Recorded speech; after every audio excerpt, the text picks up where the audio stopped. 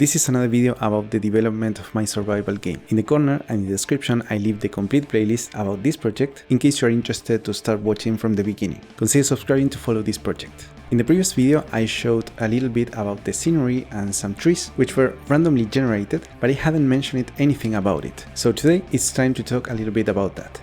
For the procedural generation, I thought to place the objects, for example trees and some of the collectible objects that were seen in the previous video, place them within a region defined by a regular hexagon with a certain radius and map the entire scene with these hexagonal cells. Because if one stands in a hexagon and looks around, what he sees are 6 other hexagon cells that are at the same distance. So I thought I could show the objects that are in the hexagon where the player is and the objects in the 6 surrounding hexagons and hide all the other objects. And when we detect that the player changes to another hexagon, I will repeat the process showing and hiding the objects in the corresponding hexagons. Fortunately, I was able to understand soon enough that continuing on that path would lead me to the absolute madness, making it impossible for me to continue with this project. So I chose to organize the scene in square cells as any good person would do. And I also decided to create the terrain using the Unity tools instead of doing it in Blender, because it's infinitely simpler to do it in that way. There are things that I just can't do in Blender, or at least I don't know how to do them. For example, painting the terrain combining textures.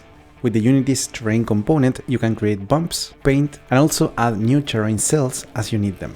I also developed a system that allows me to analyze any point of the terrain and know more or less which texture is applied in that place. Something very useful, for example, to make the footsteps sound different depending on the surface where we walk. In case you are interested in doing something similar, I took this video from Weimann as a starting point, leave it in the description, and then adapt it to my needs. Maybe we could make another video about this system. But now let's see how the object generation works. If you're finding the video interesting, remember to like and subscribe if you're not. Thanks for watching. I linked the world generation system to the terrain cells that I made in Unity. That is to say, for each terrain cell, a series of objects will be generated. Here in this script you can see that I have some parameters: density of rocks, wood, sticks, acorns, slimes and trees. This allows me to define how many objects of each type will appear in each terrain cell. The algorithm takes quite a while to generate the objects, so I added some checkboxes in the inspector. For example, if I uncheck this box, no objects will be generated when I enter in the game mode.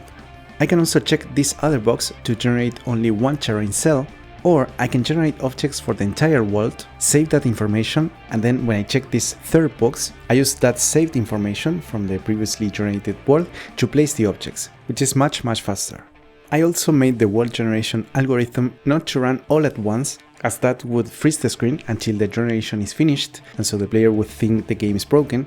Instead of doing that, what I did was to strategically introduce certain pauses in the iterations. For example, every time I place a certain amount of objects, and that allows me to play the game while the world is being generated. This number that is changing here means that the procedural generation algorithm is running. So one could, for example, be watching an intro cinematic when starting a new game, or simply start inside the cave without seeing the outside, and the world could be generated in parallel, so that when we finally come out of the cave, the world would be ready. Oh, I also forgot to mention that I can make that each object can only appear in specific types of terrain, using the system I mentioned before for the sound of footsteps. For example, I can make trees also spawn on the mountains. In the future, I could make the density of objects depend on each particular terrain cell. For example, a terrain cell could have an abnormally high number of some kind of enemy. Good thing I added this checkbox for the enemy to be good people. Don't forget to subscribe to follow this project, and I see you in the next video.